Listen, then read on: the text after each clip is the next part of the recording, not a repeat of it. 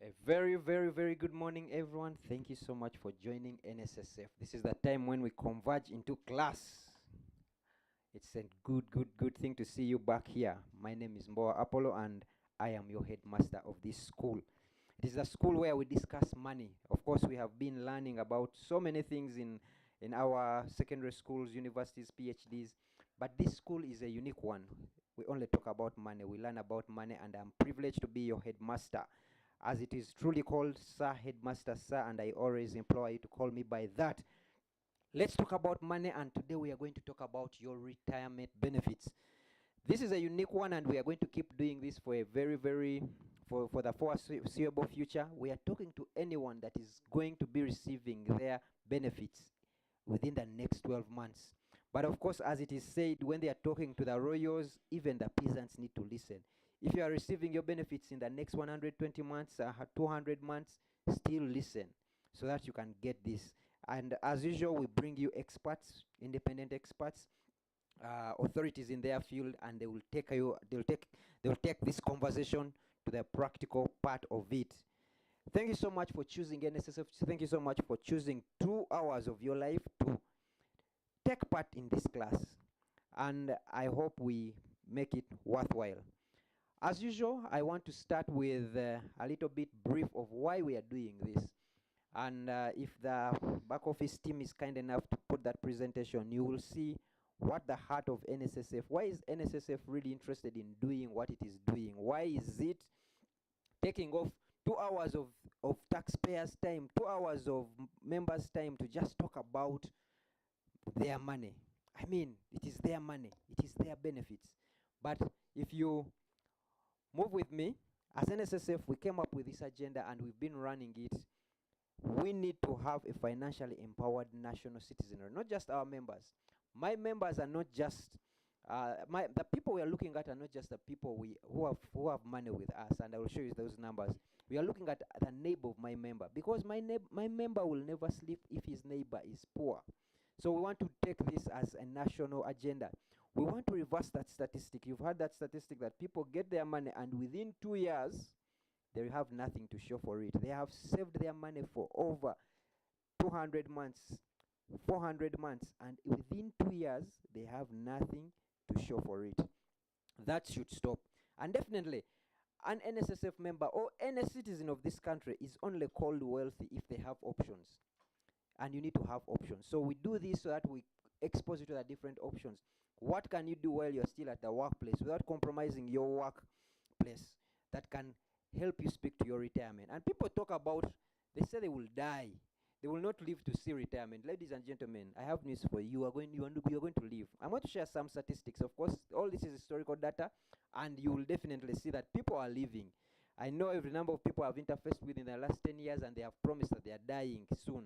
They have not died.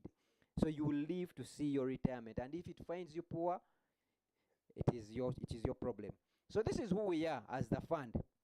And this I'm talking about the fund. The members we have at the fund, only 40% are active. Ladies and gentlemen, this number was constraining before, because the law was constraining, and you could not allow you to save for yourself unless you were employed. The law was amended. And among the other things that was amended, that you can work from wherever you are, whoever you are, and just become an NSSF member.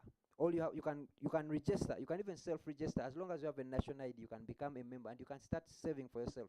So there is no reason why we have 60% of us dormant, especially if we already tested it. Before even we bring in all the other people who have never tested NSSF, you the 60%, I call upon you, become members and be active. But what also worries us about these active members, 70% of them have a balance below 10 million.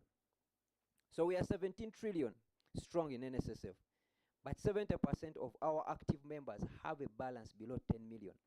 That means those people, if we are to stop the fund now and distribute this money, they have no business doing business in Kampala, because 10 million cannot do anything in Kampala. They will now go back to their village with all their English and all their everything, and they start disturbing people in the village. Ladies and gentlemen, that disturbs us.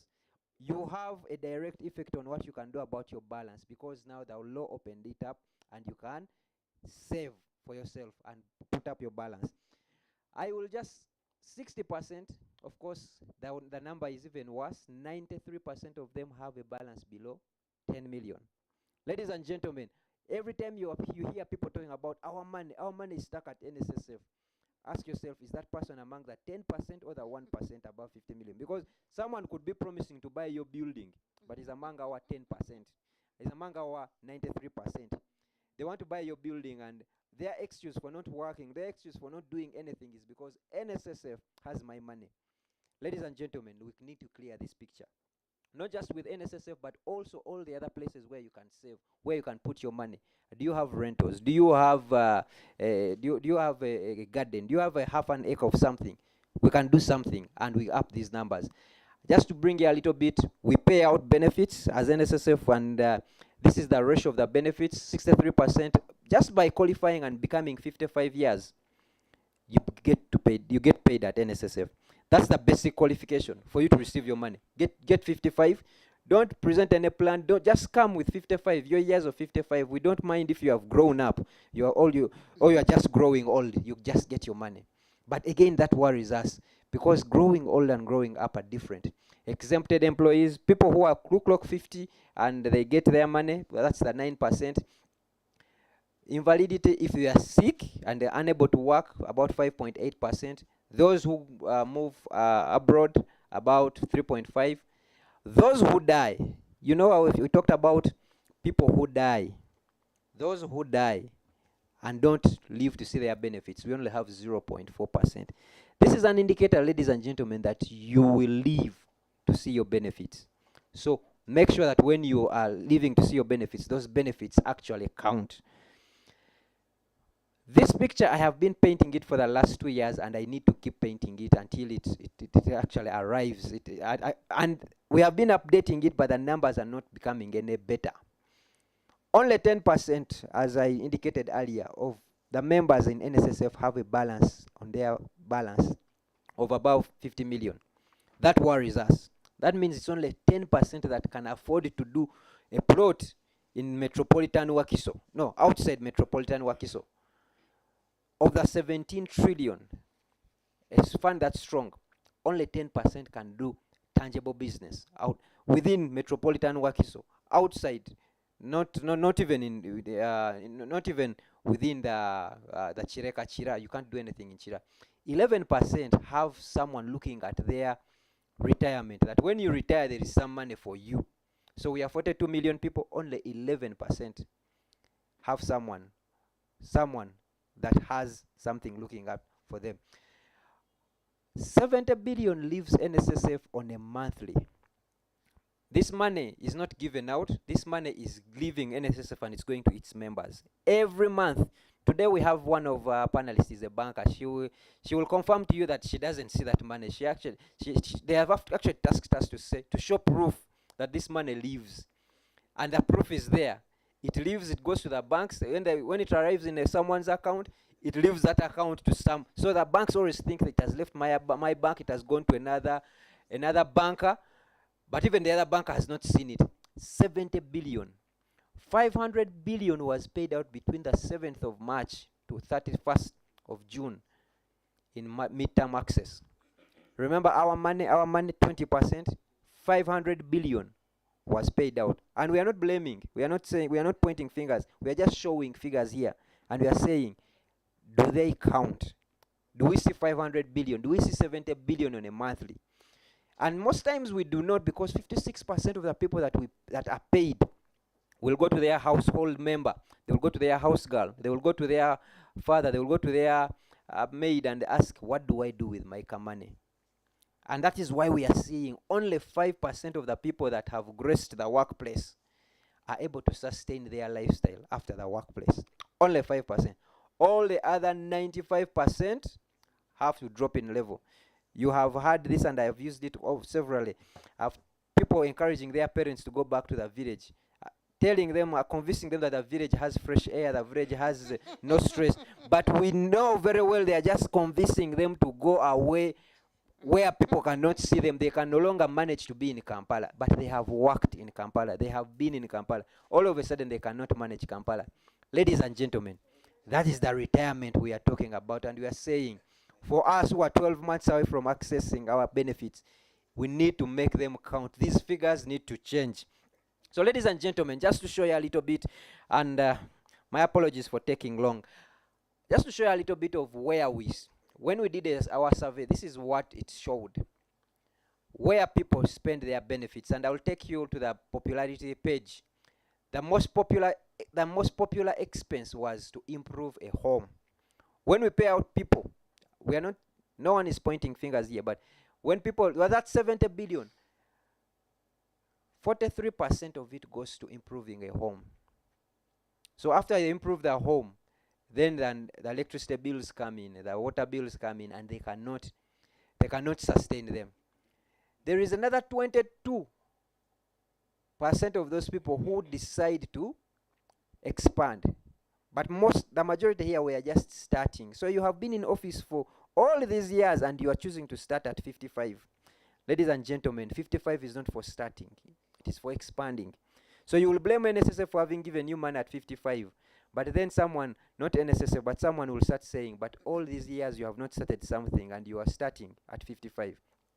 Another percentage, popularity. This is by popularity, not by percentage-wise. So meaning some could have spent on building their home, also spent on expanding a business, acquiring land, 27%. 40% of this also goes to the education for dependents. Now you will think that in retirement you will have those things will go out, your expenses will go down. No, that's a lie. Your expenses don't go down. At 55, at 60, everyone has someone they are paying school fees for. So ladies and gentlemen, for us, we are not questioning this, but we are asking, are they the best decisions you can make? And we are saying, if they are the best, make them the count. Can they count? As I finish, so our program, Make Your Benefits Count, is going to do quite a number of things. We are looking at the prospective people. Those prospective people are taking their money at 55, at 50, and those taking at 45. And we are saying, working with the stakeholders who are going to be enablers. These are the banks. These are the we at NSSF we have a whole voluntary unit which is going to assist you. The financial literacy unit which is going to assist you. We are working and saying, can we have a program where we can make your benefits count? And what we are saying is, we are going to talk about this in webinars. A number of webinars. We're going to put up a number of webinars and we're going to talk about it. Our job is to talk and talk and talk and talk. Yours is to act. One thing I keep telling people that when we talk, we get paid. When you listen and you don't act, you never get paid. But I still get paid. So let's talk, let's get paid, you act, and you get paid. It's a win-win situation. We are going to talk up. We are coming to your town. We are doing town halls. We are coming to the branches. Different branches are arranging. Some of us, this morning, we have gotten quite a number of people walking into the branches and said, there's this webinar they told us about. We are coming to the branch to listen to it. And we are saying, no, don't come to the branch. Let's come to you. And every branch is arranging a town hall for either people are within its vicinity. And we are coming to talk about your benefits. We'll bring you people to talk about their experiences. We will have an expo. There's so many things that, and I'm calling about all other stakeholders to just come and join in. Let's make these benefits count. We are doing a media drive. All this is geared towards getting the benefits count. We are having, you'll see some of the influencers talk about this. They will share their stories and they tell you guys, I got $1 billion. There's a fascinating story we are shooting recently of someone who got $1 billion when they were at campus. And now there is no evidence that this person has even ever owned 2 million. Wow. It is quite disheartening. But the beauty about it is you are not yet there. And you are able to learn from this. So over the next 12 months, about 25,000 people are going to be paid. About 25,000 of us. And we are prospectively about 80,000 may be paid under midterm access if they decide to claim. Over 1 trillion is going to be paid out in benefits. Over 1 trillion. Last year I think we paid about 1.07 trillion. And this particular year, the next 12 months, over $1 trillion is going to be paid out. We need to see this counting. So why we are laboring to do this, of course me I'm laboring because I have a paycheck, they are paying me to labor to do this. But why we are also laboring, why they are paying me, why they are making that money labor on me, is because this money needs to count. As NSSF, we believe if I keep your money from you, as NSSF, this is what we do. We take money from you by force. None of you ever volunteered, but now we want to start for you to start volunteering to be NSSF members. We keep this money from you and then pay out this money to you. If that money does not help you as NSSF, we have failed on our job. So we are laboring to make sure that this money counts and we become of purpose to you. As NSSF, we want to become a partner. Retiring poor is the biggest disservice to yourself. But guess what? It is your choice. For you to retire poor, it is your choice. It is your habits. It is your habits. It is not a curse. No one is cursing you. No one is bewitching you. It is your choice. And one of the things we are going to hear from these webinars is we are making choices every day. The choices you are making every day are either leading you to poverty, retiring poor, or retiring as in a dignified way. It will kill you, ladies and gentlemen. Pressure will not kill you. Ebola will not kill you, but retiring poor is going to kill you. Because guess what? There is a price on your life. If you cannot afford to go to a good hospital, you will die just because you are poor. Ladies and gentlemen, I hope I can scare you into not retiring poor. Poverty will deny you a seat among the grown-ups. Imagine you have been ED. Apologies if anyone is ED. You have been ED, you have been CEO, you have been a media presenter. I don't have any of those people here. But you have, and then all of a sudden, when you retire, they cannot even call you for a birthday party. When you discuss something, no one can say, they will hear, but they will not listen. It will, because you are retiring poor. Do not do that to yourself. Your children will abandon you. Your children will question you. Ladies and gentlemen, I am laboring to do this because I have seen this happen. I have not been in retirement, but I have seen parents where you go to visit them and they are grateful. They tell you about the tale of their children, how they went to all those universities, but they have never visited them. And it is understandable because, ladies and gentlemen, the responsibility, don't quote me, don't tell my father, but the responsibility, your first responsibility is towards your children, not your parents. So even your parents, their responsibility was towards you. And now when you get into that space, your responsibility is towards your children. When your child is sick and your father is sick, you will take your child first to hospital before you take your father. There is a law that will imprison you if you don't take care of your children. There is no law that will imprison you if you don't send sugar to your parent. So children are abandoning their parents because their parents are poor. But we also have a good crop, which is, we call them the cool judges. They have retired with good money. Be that judger, be that judger. In poverty, you surrender. In retiring in poverty, you will have surrendered. You will surrender all your rights, your opinion, your life. They will start discussing about your health without you. Which hospital do we take him to? You don't have a say in this. And you have worked and you have graced the period. You have graced the halls of the corporate world. Ladies and gentlemen, please make your benefits count. When your passive income exceeds your expenses, now you will be in financial freedom. Again, please make your benefits count. I don't know if I can emphasize this, but make your benefits count. Ladies and gentlemen, allow me to invite in my panel. But before, we need to understand, who are you?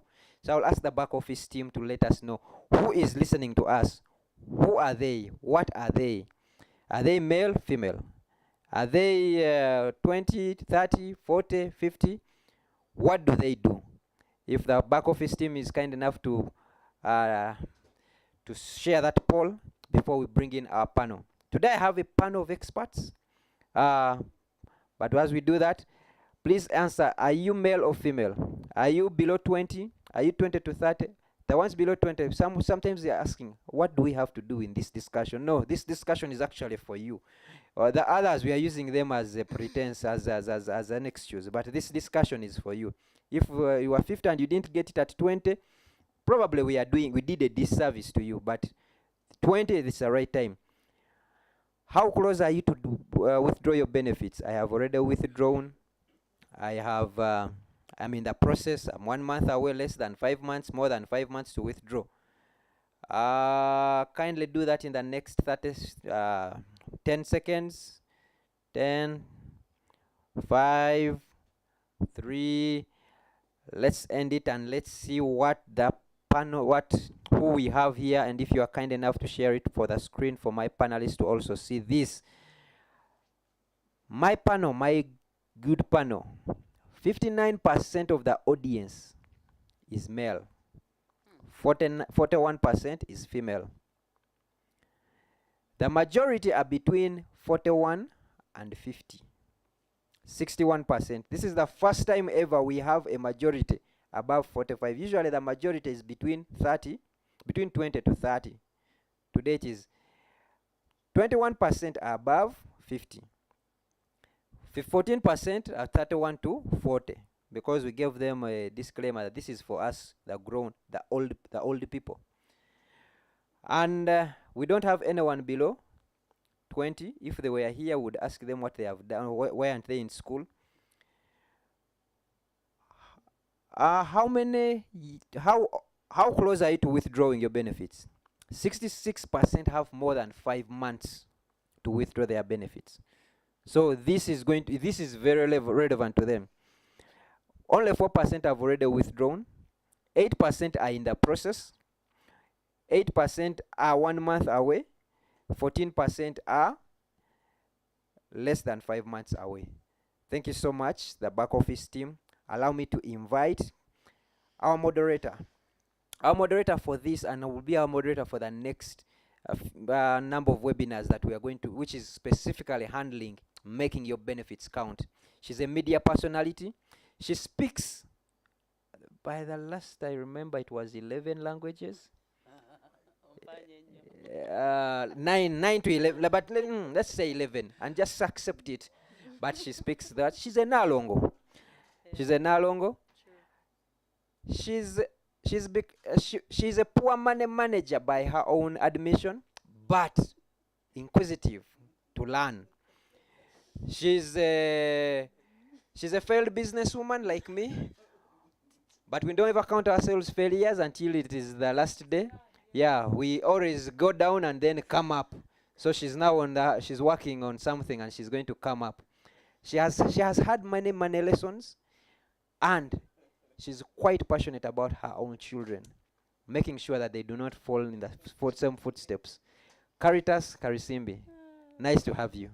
Thank you so much. Head teacher, thank you. That introduction. Head teacher. I couldn't have done it. Head teacher, I could never have done it. Sir, head teacher, sir. Sir, head teacher, sir. Thank you so much. Headmaster. Thank you so much. Caritas, kindly carry it away. Thank you so much, Apollo. And I will not bother introducing myself again. And yes, I am actually, after that failed venture, I learned a thing or two. And I'm also here as a student. Today, I'm also here as a student. I'm still learning. It never ends. So, finally, we're here, our first webinar among so many that we're going to have to learn how to make those benefits count. Now, I want to first of all introduce my panel. I was reading a little bit about my panel, and I was also stealing some points from some of the videos I watched. And I must say I'm sitting with the right people. People who will tell us a little about money, how to make that money work for you. I'm going to start off from my far left. I know we all say ladies first, but today let me show them that it is okay. We can start from the far left. Mr. Ochichi, who is the CEO of Enterprise Uganda, who has talked about money, dealt with money, financial figures. He's literally been in there for so many years. It is such an honor to have you here, sir. One of the most important people to take us through these webinars. I love listening to you. I really love listening to you. And today, you're all in the right place.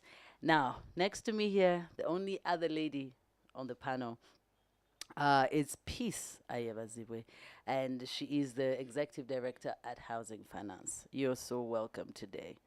She gets to see that money come in, and like Apollo says, it leaves. They never know where it goes. No paper trail. But maybe today we'll get to find out exactly how that money is put to use. And these webinars are so important. Just like Apollo said, if NSSF gives you that money and you fail at making that money work for you, NSSF will have failed, and that's very true. It's almost like a parent trying to do the same for their child, and when your child goes out there, does the opposite, almost feels like the parent has failed the child. But today we're trying to make sure that we start this journey where we get to do things correctly. Now, again, like head teacher said, many of you have never seen the amount of money that's going to hit your accounts. Even Mr. Ochichi said it. You're going to be in shock to see these figures. Your account is going to hit a red alert. She's going to be so confused what's going on. Even you are having sleepless nights. You probably have stacks and stacks of papers. You've written a business plan. You've rewritten it. You've asked for advice. Bannange kyotakoze akasente okabaliridde. Naye, are you counting it right? Are you making the right plans? Me, I made a mistake because I did not know anything about money. Just because you have the money doesn't mean it can give you the rights to spend it. You know, you may have all that money, but just don't know how to spend it. And that's why we're putting up these webinars, this being the first of many, just to guide you, just to advise you. It's your money. We cannot tell you do this or do that, but we're helping guide you on how you could spend it. So, the first thing Mr. Chichi said that caught my attention, and I'm going to keep on reiterating it, is that this money does not make you wealthy. Getting this money doesn't mean you're wealthy. It only invites you to the table of the wealthy. That's a line I'm going to take away, and I'm going to keep using it throughout these webinars. So first and foremost, I'm going to invite Mr. Ochichi to take us through his keynote speech, and then we'll come down to listening in. I have a couple of questions, but we also have questions from you. So keep those questions coming so that we get to answer as many questions as we can. Remember, we're live on Zoom, we're live on YouTube, we're on Twitter, we're on LinkedIn, and also on Family TV. So do tell a friend to tune in to make those benefits count. We need to learn how to make them count. Mr. Ochichi, the floor is yours.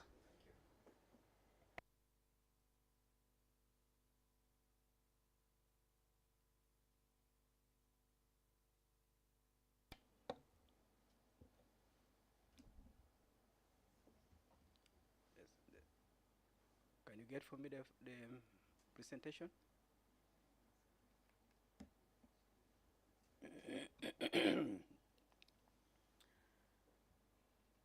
So, I want to thank NSSF deeply for these sessions. One, because I have lived quite a productive life in the corporate world, gone through careers that have defined who I am today, worked with many individuals with academic qualifications and professional competencies, but seen Ugandans ending on a hard rock after the corporate world, after the salaries cease. But one of the things that pleases me when I listened to Apollo, the headmaster today, was he said, every 30 days, this country receives 70 billion in the hands of Ugandans. You don't need to do a loan application. There are no processes. It just, you make your application and the money arrives. Every 30 days, 70 billion. What a powerful resource if that resource was to be translated into proper investments and incomes. We would be now talking about DDIs, in other words, domestic direct investors. And to me, that would be brilliant stuff. But here's the picture. The picture that we have just received says that in 24 months, we've lost it. But life is still in your body. Except now the lifestyle that you used to enjoy, the things you used to associate yourself with, you've lost them because they require money. So I'm going to make very few comments here because many of them were well articulated by Apollo. But I can only say by starting to confirm that there are many retired people. Please look out for them. Don't look at them and just point at them. Those fellows were careless. That's why they are like that. You are headed there. And if you've not yet hit 35, 45, you are headed there. And before you know it, you will be in that bracket. So locate these fellows. Use them as a platform, a pair of hands from which you are going to acquire life lessons you can't get from YouTube, you can't get from an academic program. I say this because by the time you pick your lump sum payment at 45 or at 55, take it as your last arrow as a hunter. And the moment you shoot that arrow at misses the animal, the family will not eat, but the family will be waiting for you to feed them. Financial picture for most retirees, friends, is such a very, very painful story. And Apple already stated many people do not make it. Less than 5% will be able to use their money properly. And what this statistic says is that access to your lump sum money, the money you get from NSSF, it just equalizes opportunity for you to generate wealth. The moment you access that money, the opportunity now for you to go and generate wealth is open to you like any other. So it equalizes the opportunity. What it doesn't do is, it will not equalize the results. The results will depend on what you do the day you have picked the resources. But be mindful of the fact that each time you've picked that resource and it is with you, you are in what we call in the football match, injury time. Injury time is the minutes between 90 minutes and 95 minutes when the match ends. Every resource, every action you take during that time, it matters. And that's the time when the coach can hardly sit or even breathe independently. It is urgent, it matters. So the money that you are going to get from NSSF is just taking you through your injury time and make that to work out properly. And I say this because it's interesting how life plays out itself.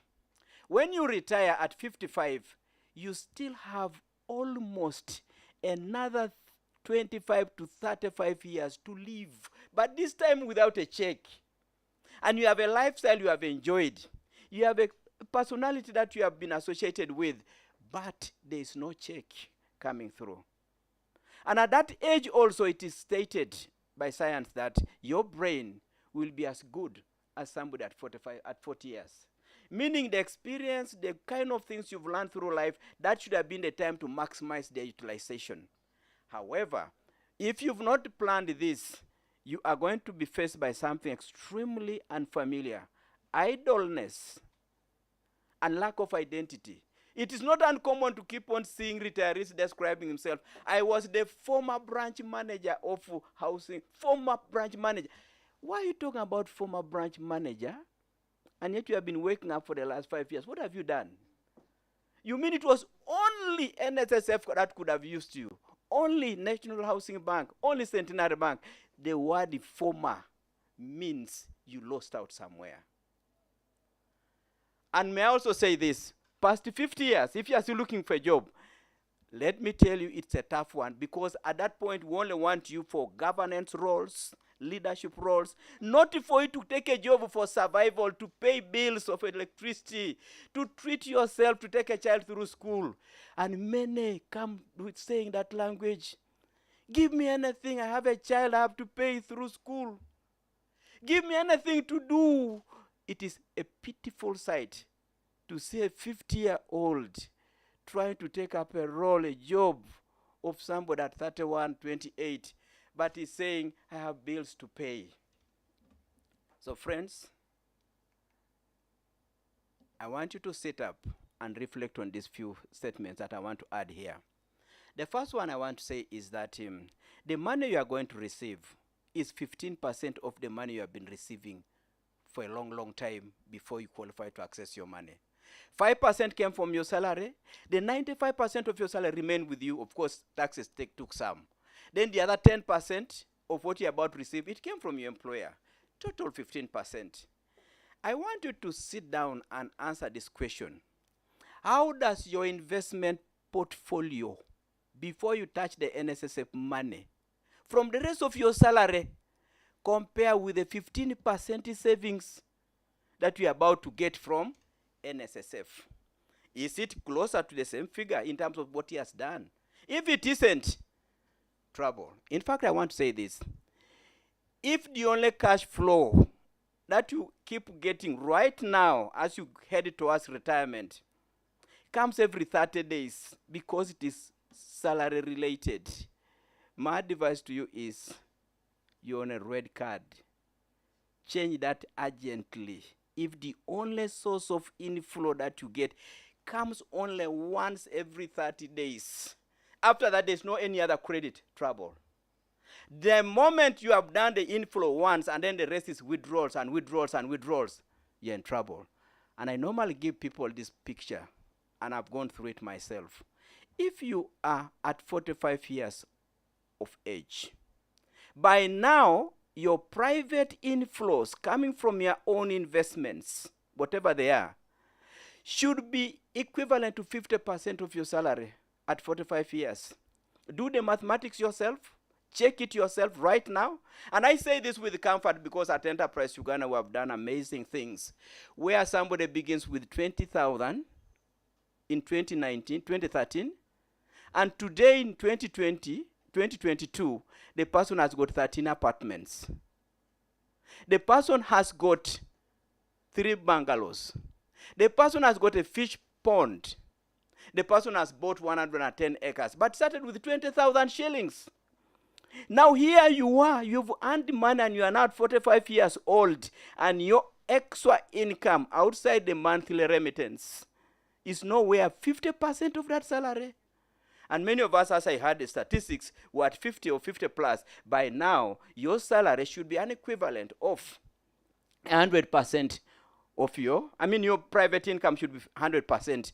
And as I speak right now, I hit that about 12 years ago when I had to convert our own home in Kiswa, which was at those days what you call a low-income residential area. But later it became commercial as the city continued to grow. We changed that house, reorganized that house, banged the salary that it delivered. It quickly made our income to shoot way past the standard salary that I was getting. But I want to say this so that whoever is listening must take it to heart. If cash you keep receiving, the monthly one or the one you're about to receive from NSSF or from anywhere, if that cash makes you mostly a customer instead of a creator of customers, forget about wealth. Forget about financial independence. It is easier to be a consumer than to be a supplier of solutions for which people then give you cash. That statement must ring in your head because you're about to receive money. But if right now you are mostly a consumer, a customer, and not a creator of customers, trouble again. Because wealth, as I've said always, is not synonymous with just receiving money. It is only met at the marketplace, and at the marketplace, you must sell a solution that makes customers keep coming back. And at the marketplace, you must be ready to compete and compete non-stop. Now, unplanned cash already, Apple has touched what it does and does that emotional excitement that can become such a big thing. Now, if emotions come in because of unplanned cash, and then you have also lived with financial illiteracy where you have never managed to create customers, that combination is a very tough and delicate combination. And friends, if you want to confirm whether you are in this crisis where emotions are driving things or you are likely to go into that crisis, evidence is here. One is that you are likely to engage in what I call overly ambitious projects. Ambitious projects are those that you start, but they don't reach cash flow level. You have built a house that has been roofed, it looks great and looks grand, but there's no customer because it's not complete. Big mistake. You upgrade your lifestyle. Suddenly you have got what you call, I can never compromise the health of my children. I can never compromise my diet, my education of the children. Who wouldn't want to talk like that, truly? The message is, to what extent are those statements backed by your independent cash flow. You become a mini bank to relatives, generosity, and even quoting the Bible to defend all that and saying, you know what, it is better to give than to receive. But can you continue giving non-stop? You gave last term, about this term, about next year, about the grandchildren. Emotions plus decades of financial literacy is a tough combination. Now, what's the way out? Let's start with what I feel you shouldn't do. Never do the following things. Number one, seeking advice from those individuals who have no evidence to confirm that they have crossed the financial freedom line. The ones that Apollo called the relatives, the friends. But also, there are those colleagues that you surround yourself right now with who talk about high-class kind of things that look like cool things to invest in. Please check to what extent these individuals' balance sheets are improving. And who are the customers that these people are serving as they give you advice? The advice looks great. Where are your customers? Number two, don't concentrate on receiving recognition. Instead, concentrate to be of value to the market, to the consumer, to the neighbor, to the friend. If you can change that, resources will begin to fly and grow in the right way. Avoid the partnerships that suddenly begin to over-surround you. I've always told people that, have you seen MPs, the moment they have been completely sworn in, and how all of them are being surrounded by people who are saying, now we can lend you money, now you can take this loan, now we can give it to you in 24 months. Now it is, how come before you go to the swearing in, nobody was coming to look for you? Suddenly everybody is saying your phone must be ringing until they get you to come on board. If you get into that situation, ask yourself, I'm needed just because of this cash. Is it correct? Those hot deals are delicate. Don't count on your children. Apple already stated it. These kids are going to struggle and pay their own journey along the way. Take them to school, bless them, but please do not overburden these people. In fact, many parents who have retired are going to become again parents at schools where they are taking a child to nursery to pay for a grandchild. So be ready for that. Your child that you took to school cannot look after your grandchild in a nursery school. It is happening. And you are a retired person. And you are now the one attending the school meetings for this grandchild. Do not depend on your so-called workplace colleagues currently who are moving with you. I worked with Uganda Commercial Bank. We had over 3,000 colleagues working in the bank. When the institution later got sold, to get 2-3 people regularly met almost impossible. Right now you might be saying, Wachichi, no, me with my colleagues, we are going to be together. When they part ways, they are going to go to their rural settings. And their issues will be so personal that they will never want to talk to you again. Not because they hate you. They have enough on their plates. Those colleagues will have enough in their plates. And those who will remain in the place of work where you used to be will be now looking at another colleague who has taken your space and associate with that one. They are done with you.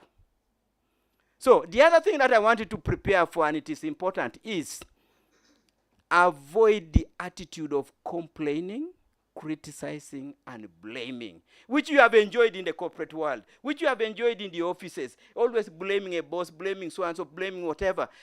As you take the retirement path, you're on your own. You are responsible for waking up early. You are responsible for making yourself happy.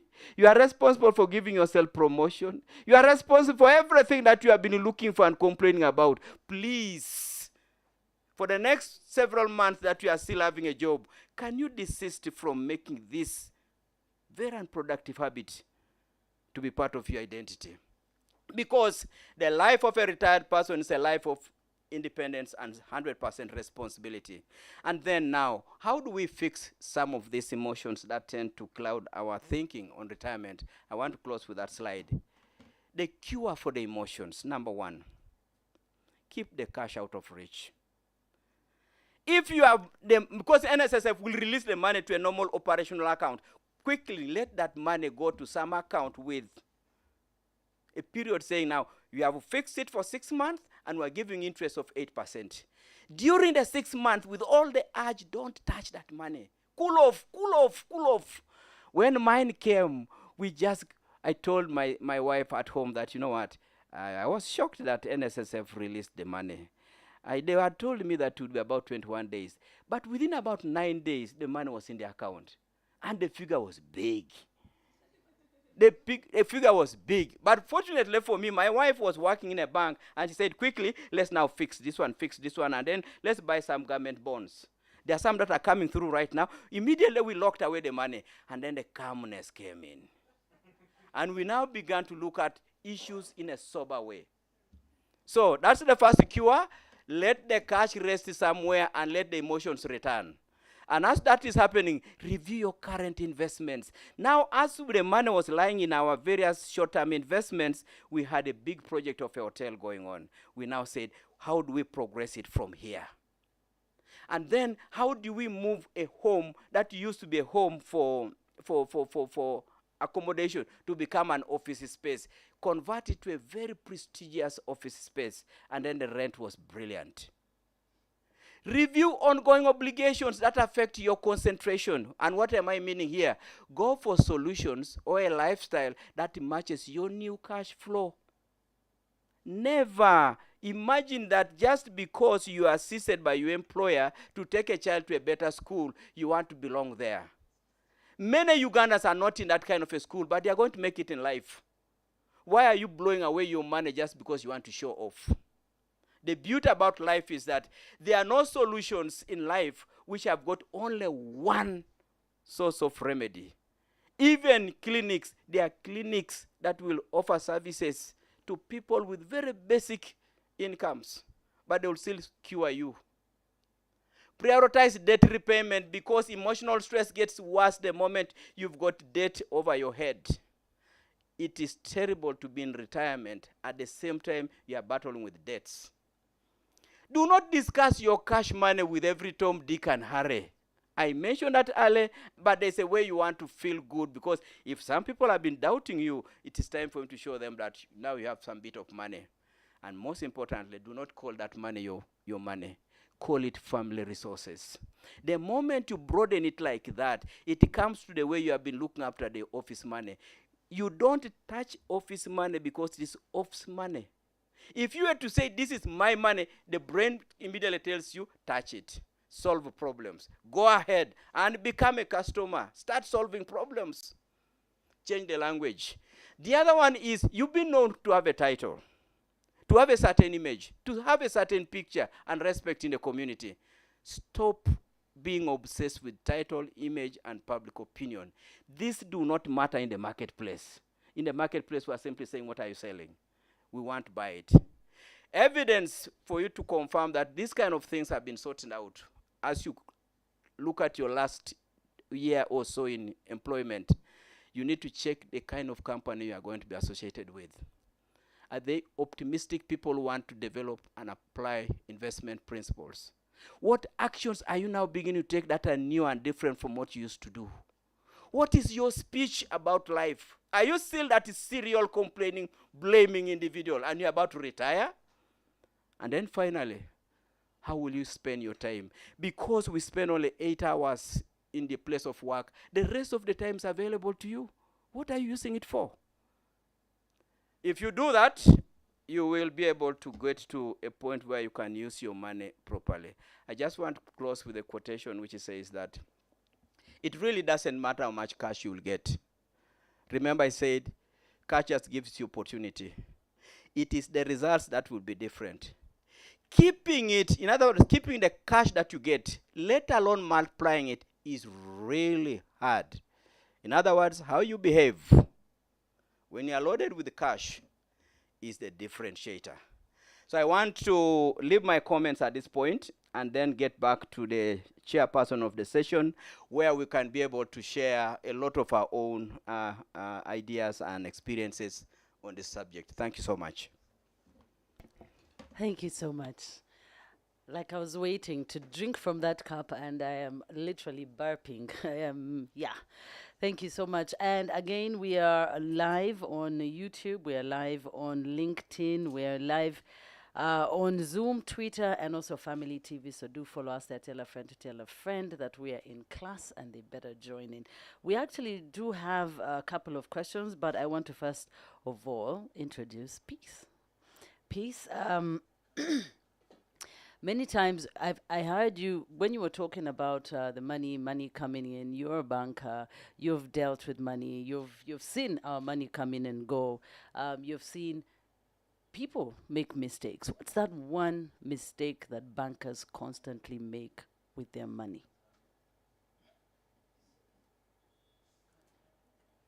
Not well, customers. Your customers. I call myself a banker because I'm keeping the money with you. Your customers. Thank you very much, Caritas. And thank you very much, Mr. Headmaster, for setting the pace Sir. very well. And of course, my co-panelist, Mr. Charles Ochichi. Thank you very much. I would like also to thank NSSF for organizing this great session. In fact, while I was listening to the previous speakers, I said these sessions are not just for NSSF savers.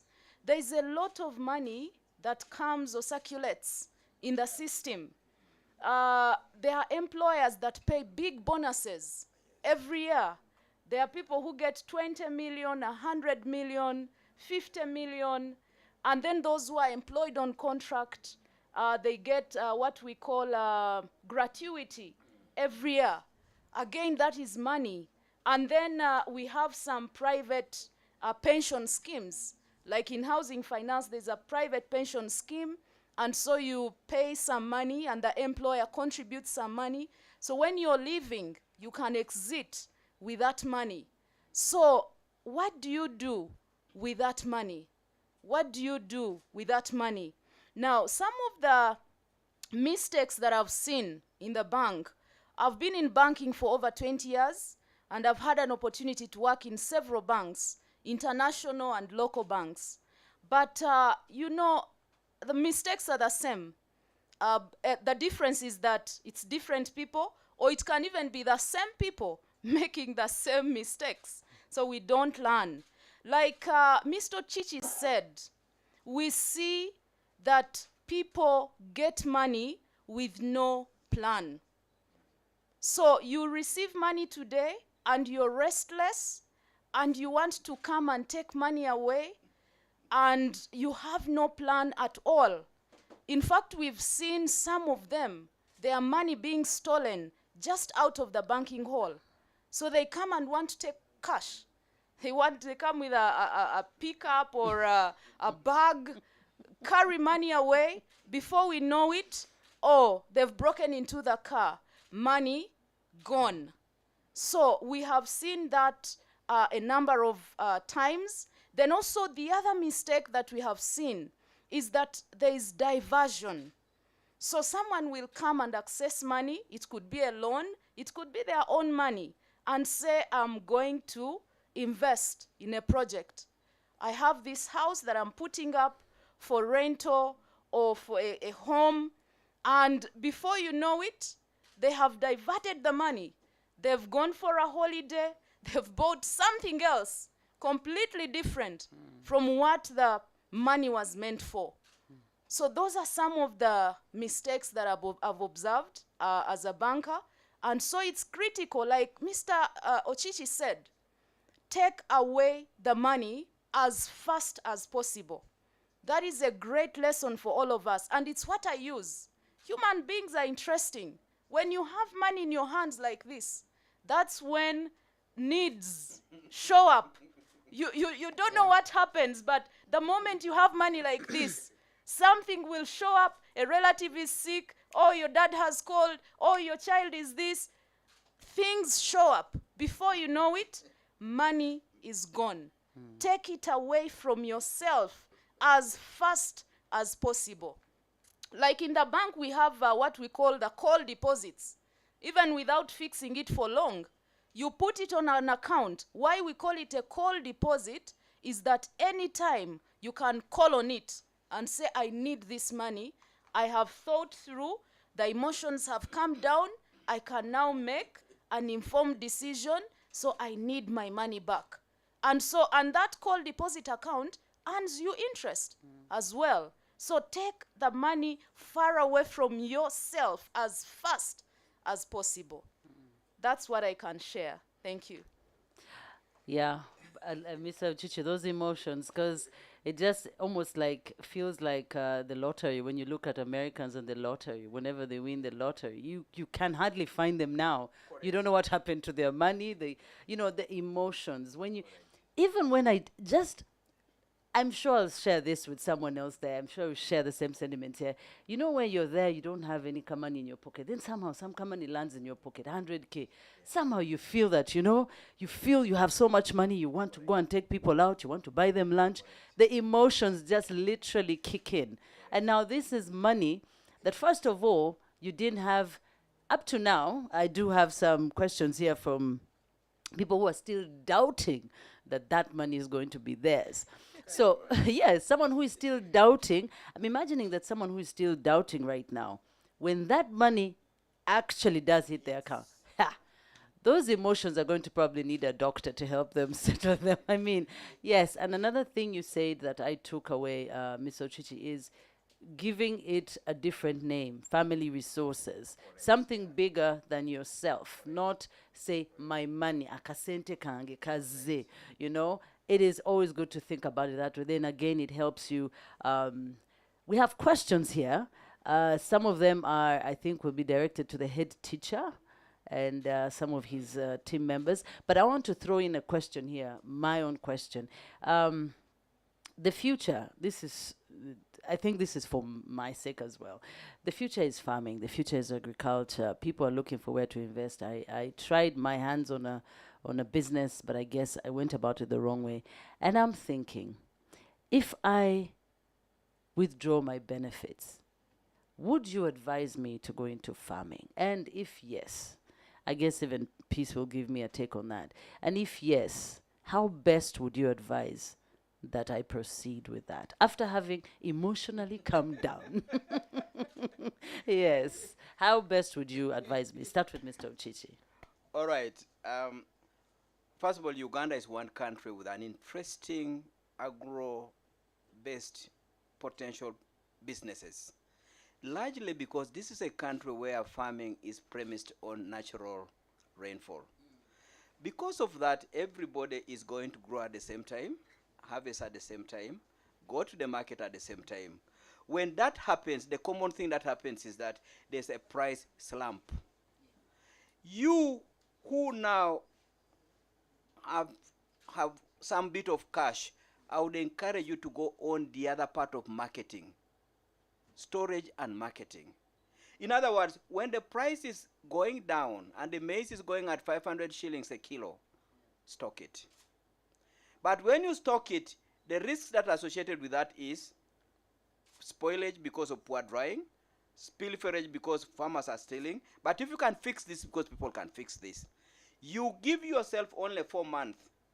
Caritas, what you bought at 500 shillings a kilo, you will be selling at 1,000 shillings a kilo.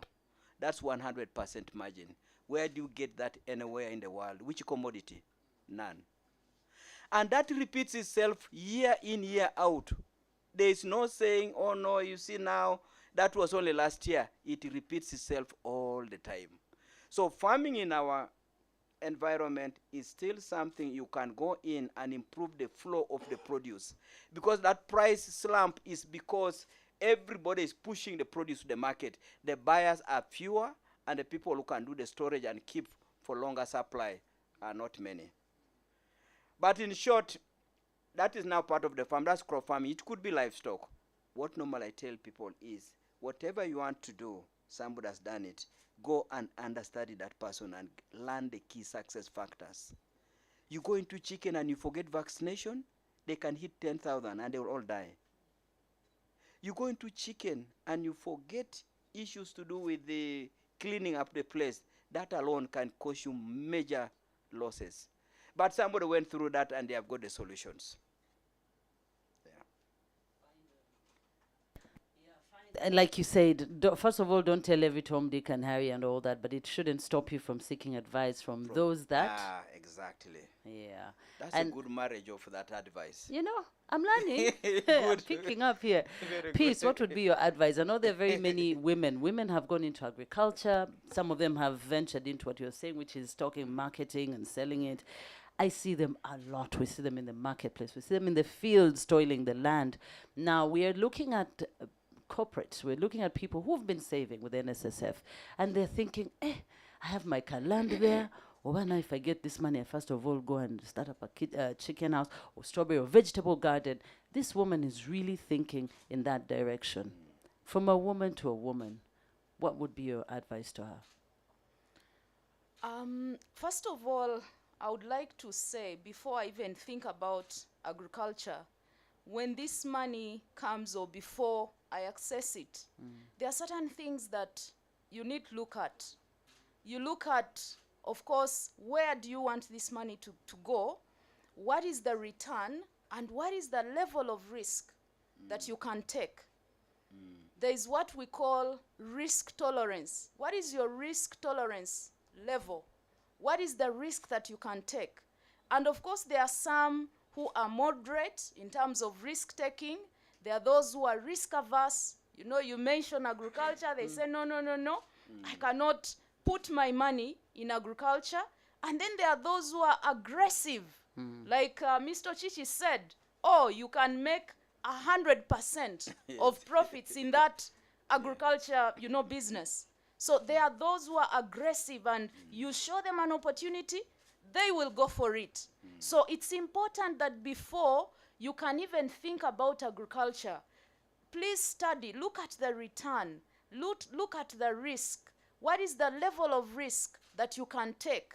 And would you want to try out agriculture with all your savings, or you want to test the waters with only one? You don't want to put both legs in the water. Yeah.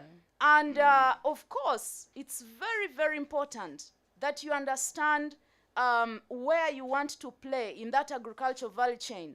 Do you want to do the farming yourself? Do you want to be the middleman?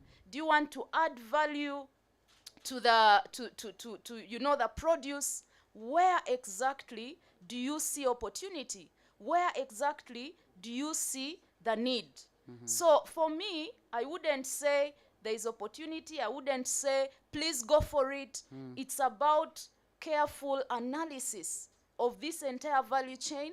Understand your risk tolerance, understand your risk appetite, sit down and analyze. I'm an accountant by profession.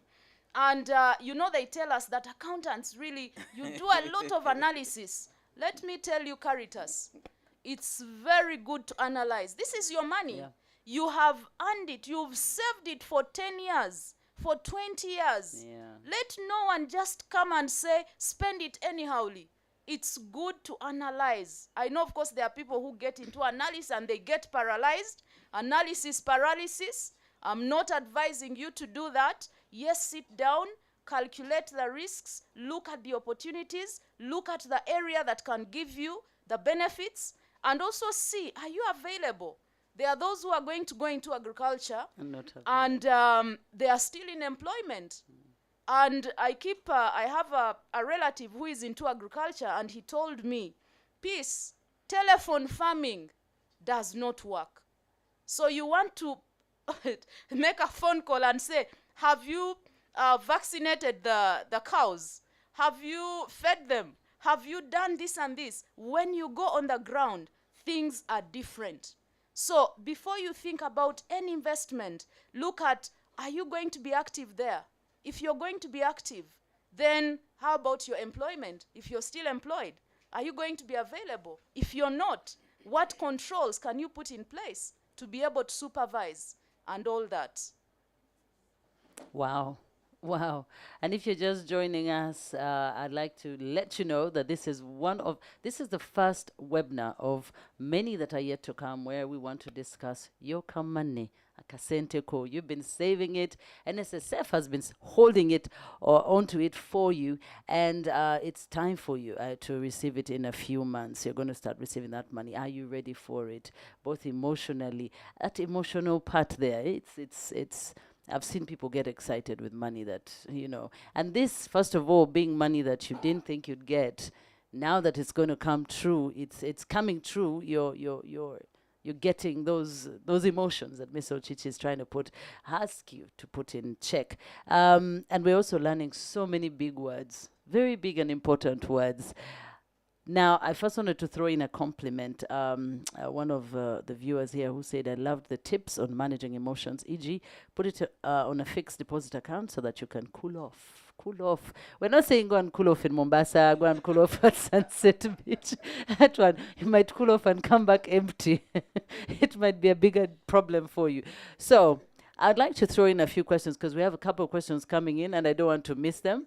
But before I go into the questions, I see Apollo. Sorry, head teacher sir. Head teacher sir is going to tell us one or two things before I come back and continue. Do tell a friend to tune in to learn a thing or two about money. Thank you so much, Caritas. It is Headmaster Sir. Repeat after me. Headmaster sir. Good student, good student. Thank you so much. And right now, also the headmasters are also science teachers. So please, when that pay rise comes in, we are there. Thank you so much. There is quite a lot of questions coming in through, and everyone is asking all this left, right, and center. And indeed, that's what the conversation should be about. We are looking at a place where, at one time, we can get to that level where, on Monday morning, people come into office and their discussions about their projects back at home, not about the Premier League that happened and they were not even able to fly there. But nevertheless, we are grateful that this conversation is going on. Let the conversation keep flowing. For those NSSF specific questions, we'll definitely also get you those specific answers. Some are being answered online. They're being answered to you. Someone who submitted their midterm and they has not gotten yes, they are being answered. Yeah, kindly just bring them in. Caritas, I just want to share with you a little, and if the back office is kind enough, we just now want to check the room of the temperature of the room by understanding how are people prepared. If the back office is kind enough to relay that poll question, we just want to understand, are people prepared? Yes or no? Maybe, or maybe they will prepare when they get their midterm access. And at a certain, as Caritas kept hinting on this, we are going to be carrying out this for quite some time, and we'll be reaching out there. Do you have a plan you want to share with us? You haven't executed it, but that's the plan you have. Why don't you share it with us so that we can also share it with other people? What's your plan? Remember, the issues of personal finance are personal. They are personal. Not one thing fits for all. I can tell you the same thing. I can do the same thing. I already share this story. I've shared it on this platform before, that me and my cousin planted maize side by side. He got so many bags. I had to inject some money for some people to come and cut down the suckers that were there. So same time, same land, next to each other. We are the same age, in the same we are brought up in the same household, but it didn't work out for me. I was a telephone farmer. He's an on-ground farmer. So ladies and gentlemen, not every plan works for everyone. You need to find your thing. If the back office team can give me that poll question, please, would be nice. Someone is asking, for us who are abroad, give us tips on how to save. Yes, you can save with NSSF even if you're abroad, using your MasterCard, you can use mobile money, or your bank, you can directly contribute to the bank. But also, I will ask through Caritas, we'll get a few tips on what ventures the abroad people, that's the Basamas, can actually invest in back here in Uganda. So the poll question is, have you made a plan for your retirement benefits, the benefits you are getting? And Peace has widened this to include the provident. They need to include also those other bullet payments that come in on bonus. Stanbic, I know you are coming in March. I know. So some banks I also know you are coming in December. Those bullet payments, yes. Most of the parastatals are paying a 13th check. Have you made a plan? And the answer is yes, no. Maybe there's, when you have made a plan and you're not sure that it is a plan, maybe you have made a plan. I am thinking about it. I need help. I will plan when I receive. What is your take?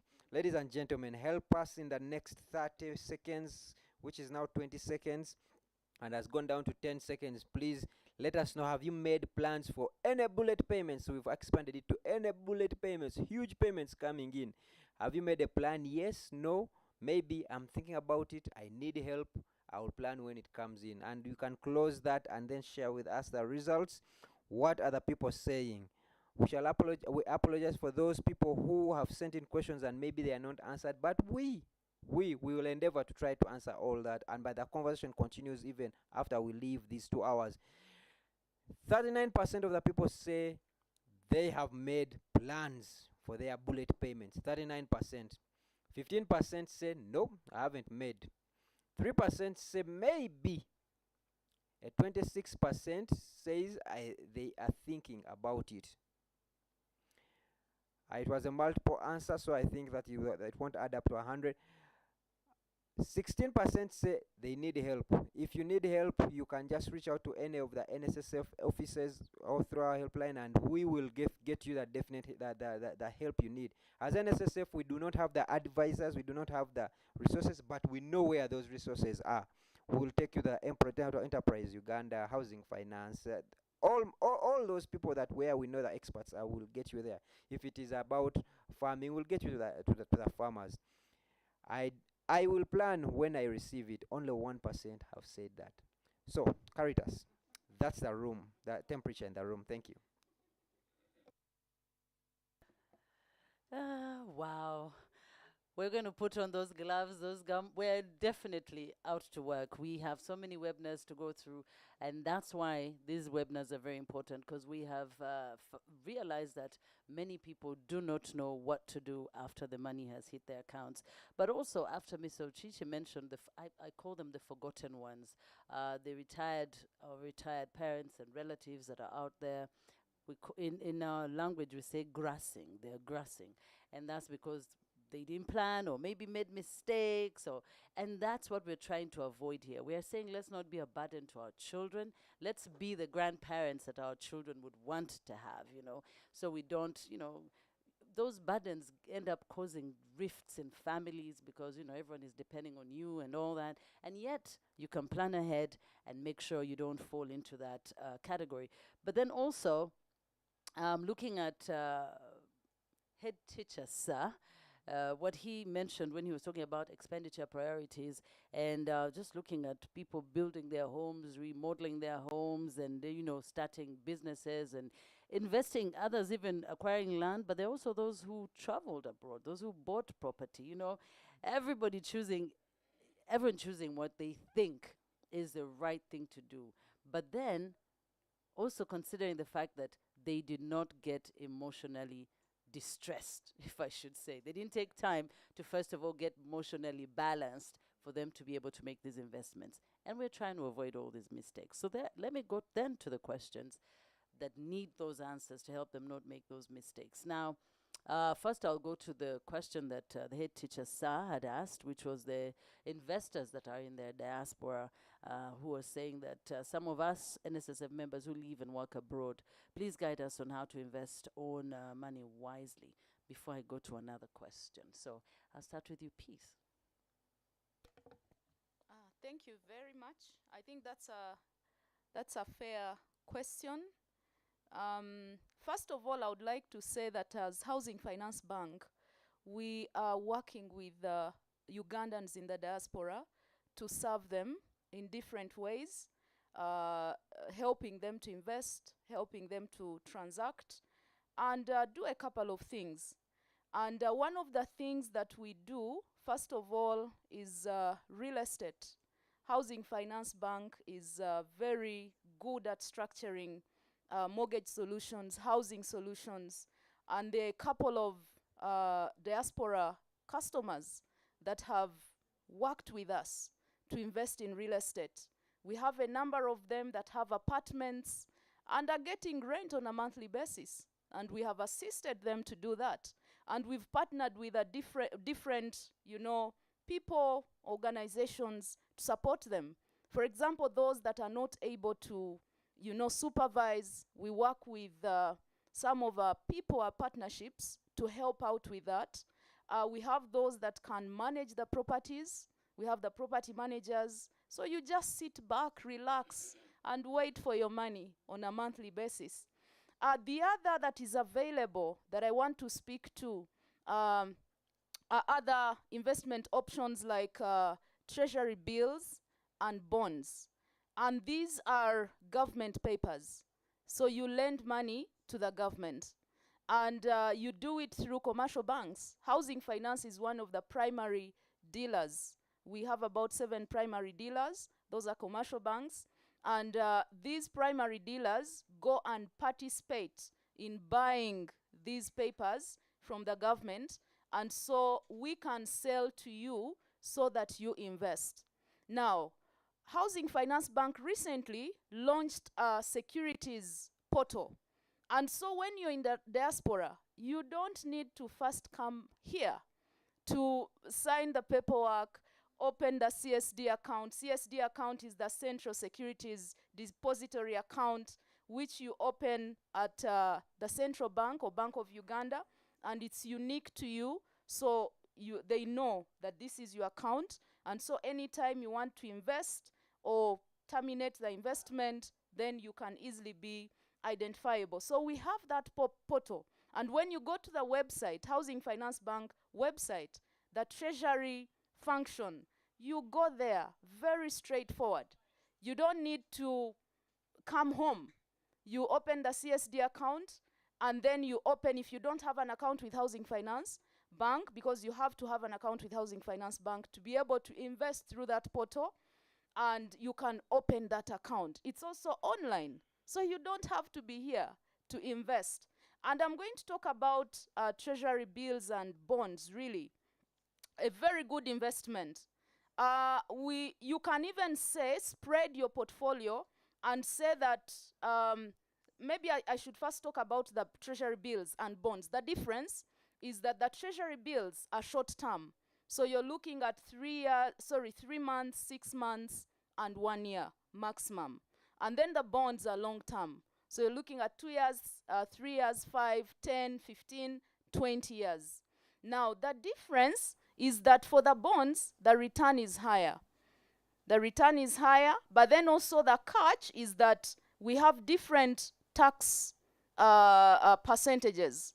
So for the treasury bills, the tax is about 20% on your earnings. Then the bonds, depending on the long-term nature of the bonds above 10 years, the withholding tax is about 10%.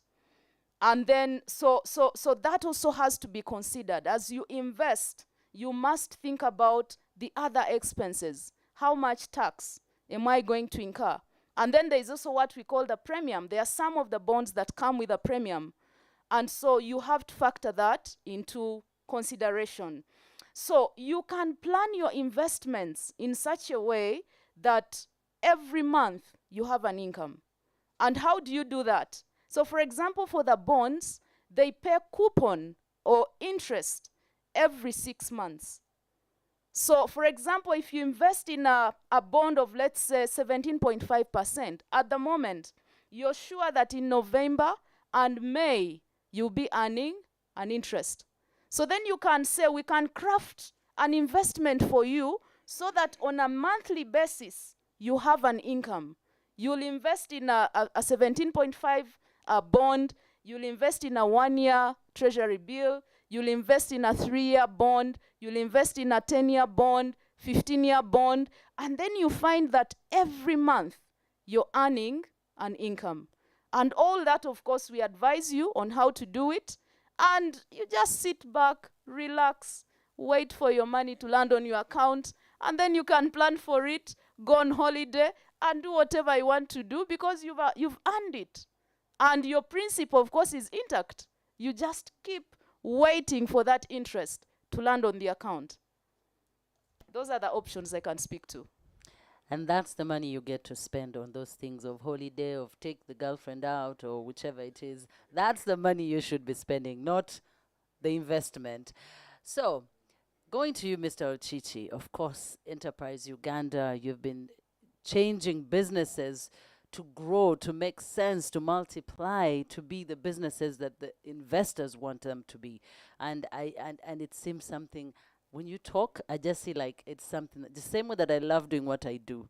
I just see it oozing out of you. I'm like, this man just, I think when he goes to sleep, he sees numbers. He's thinking, how do I multiply the other ones? And I envy you. But then I'm drinking from that cup. So to the investors, to those, the savers, our people, our customers that are in the diaspora, what investments would you advise them? They're saving with NSSF, and now they say they want to invest, but they're in the diaspora. What would be your advice to them as Enterprise Uganda? First, the routes that Peace has mentioned of passive investments, where you go to the stock market and then get the investment channel through government or even the shares of listed companies. There is still a role the saver has to play, and Peace hinted to it. The moment the 6 monthly income falls in your account, you're on your own. If you do not channel it properly, you are going to keep your investment portfolio at the same size permanently. Because each time it generated income, they drop it in the account where it's available for you to take it. So you will find that, and Ugandans have even invested in Safaricom, at least I have also done. You discover the man has just arrived, some 6 million has been dropped in your account. You call the bank, they say, no, I think it came from Safaricom. Immediately you formulate ways on how to get it out of the way. What should you be doing? The 6 million has come as dividend. Make sure, if you want your portfolio to grow, put back at least 50% of that income to where it came from. Go and buy more shares.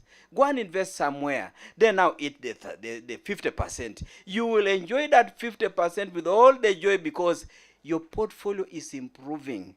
Wealth does not want where it is stagnant. And I warn Ugandans, I warn people, if the money has landed in your account, don't blame housing finance. That way, my portfolio is not growing. You are eating it. You are eating it.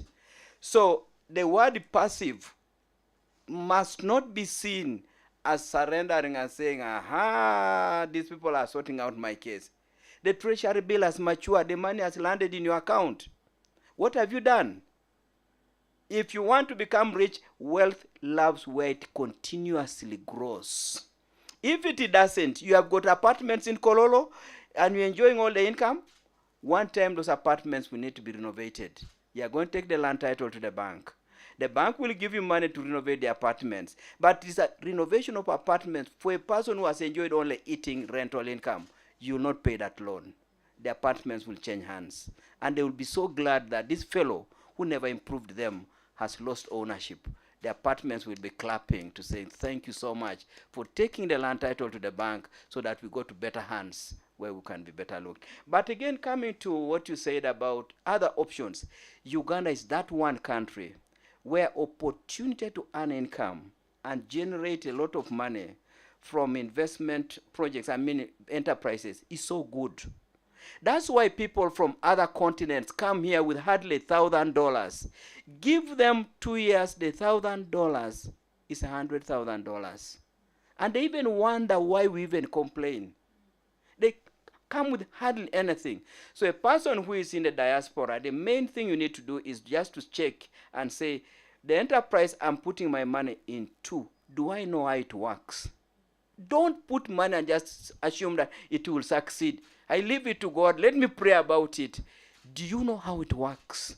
We normally tell people that for you to know how an enterprise works, check the key success factors. If it is produce, did you buy at the time of the harvest? If you miss the harvest period, the price has already gone up. Number two, did you manage to dry that crop?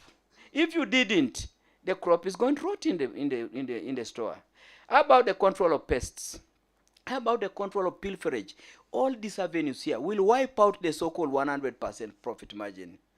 So the opportunity for somebody in the diaspora in this country, it is massive. But never get excited by just imagining that the only thing you need to do is to remit money.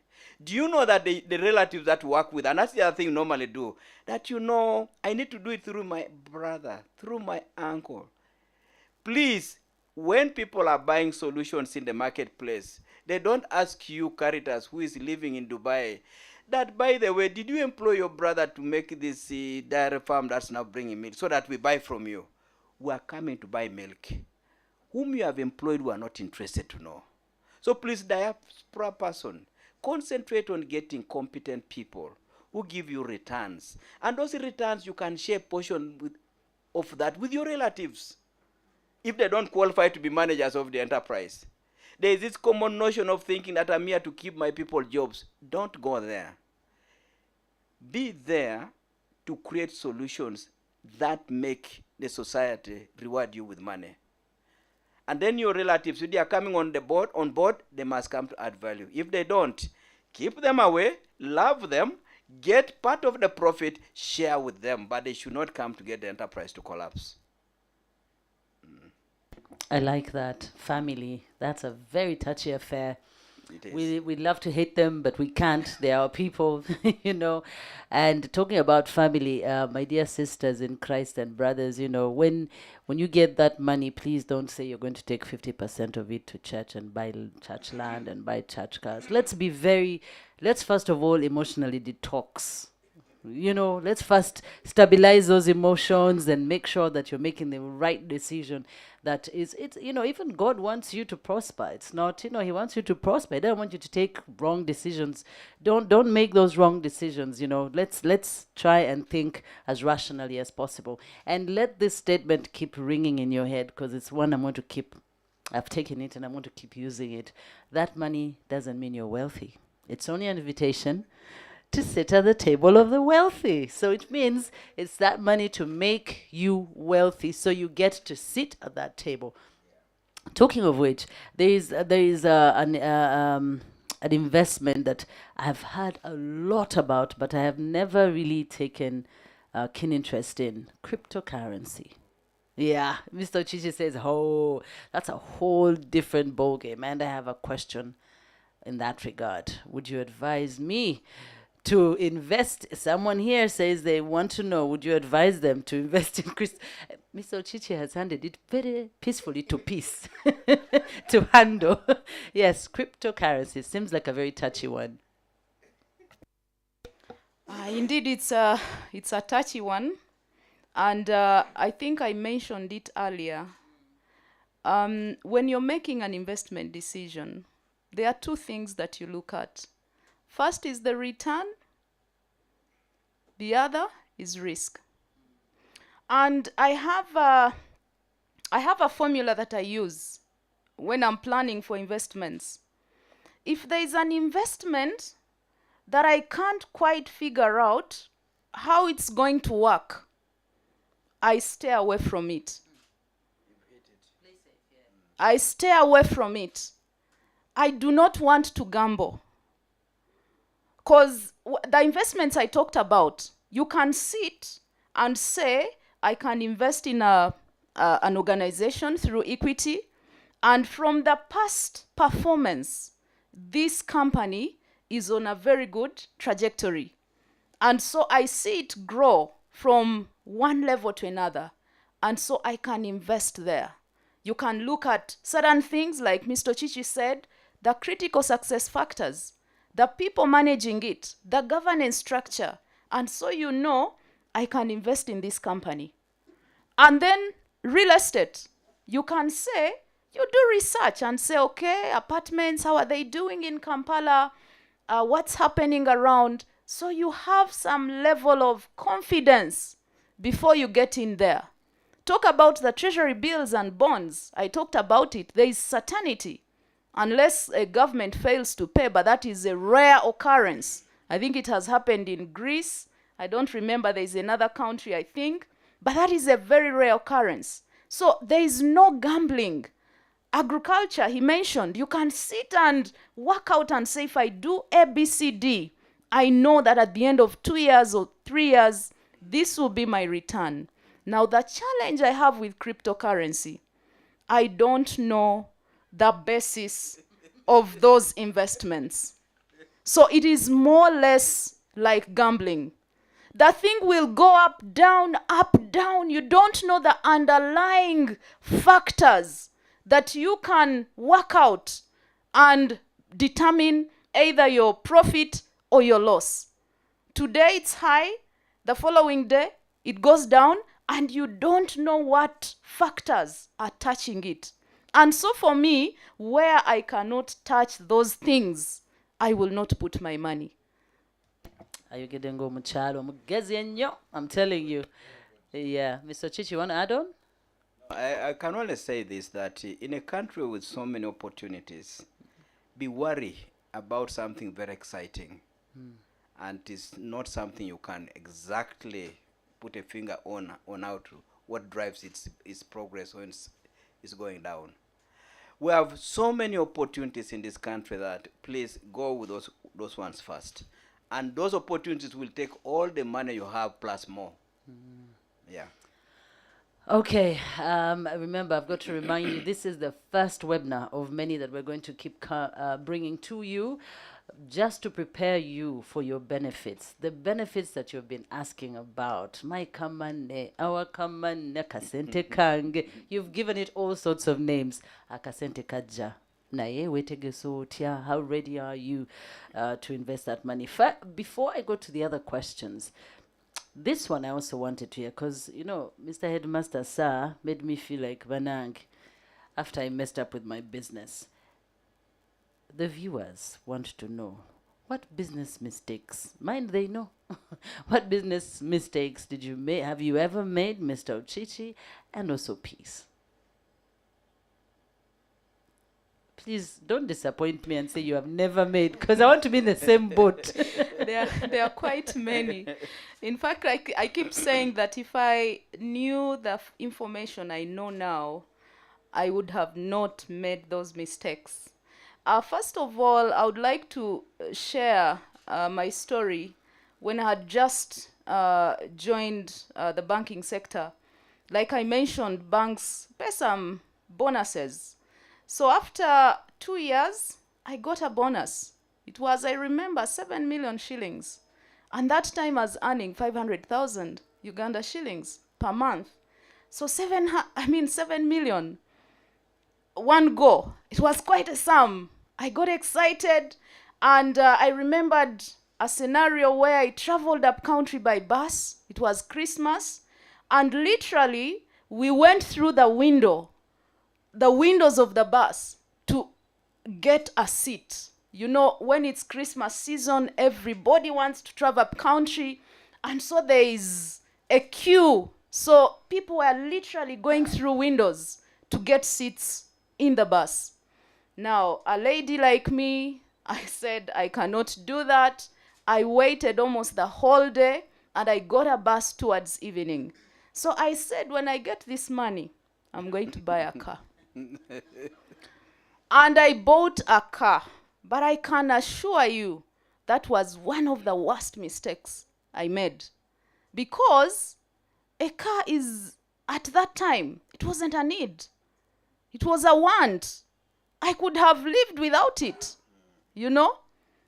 People who used their bonuses to buy plots of land, after like 3-4 years, they were smiling.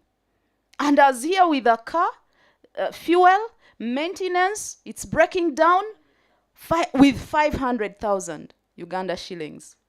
The other mistake that I made, and this is not so long ago, a friend came and said, you know, don't rely on salary. We can do something away from employment. And for them, they had all the time. They're into self-employment. And so we sat down and said, what do we need to do? So we decided to do mobile money as an agent, and then we're planning maybe as the agent banking comes into play, then we can also expand into that business. And I did not do research. I did not find out how much commissions do these agents earn on a daily basis. For you to be able to make some money, what are the volumes do you need to have, to be able to make the money? So I went in blindly. I invested about 20 million shillings. We set up an office in Wandegea, a very good office. We put tellers. We have got someone, started paying salary. We got executive offices, chairs, and we set up. Within 3 months, we couldn't even pay rent. We could not even pay the workers. What did we do? We said, let's close. Remember, I invested 20 million. But we couldn't even sell the chairs to get the 20 million that I had put in. So the mistake I made was, first of all, I did not do research to be able to understand the nature of this business, the volumes that are needed to make the money. So those are the mistakes I've made. And I have learned. I continue to learn. Every time I have an opportunity with a lot of money, I sit and work it out and say, where do I put my money? I recently had some lump sum. I sold a piece of land. And I approached someone in the bank. And ladies and gentlemen, I want to say that all of us are students. Don't look at yourself and you think you know. Yes, I'm an executive director of a bank, but I don't know it all. I go to the experts, our treasury team, people who are dealing in real estate. So I called 2 people. I said, I want to know real estate vis-a-vis treasury bonds. And they worked it out. I had questions. I challenged them. At the end of it all, I said a bond is better. Because I was not willing to take the risks in real estate. Because this gentleman was telling me, you can buy land today in a certain place. I think it's after Bukerere, if you know where Bukerere is. You buy it at 150 million now, but in about 10 years' time, you can get about 1 billion shillings. I said, how? So he tried to break it down. You will subdivide into plots of 50 by 100, and worked it out and worked it out. It looked juicy. But guess what? How sure am I that in 10 years, that plot of land will be that worth? I am not so sure. And I asked a few things. I said, let me not go with real estate. I'll go with a bond. Just because I asked the right questions, I did some analysis, and I was able to make the decision.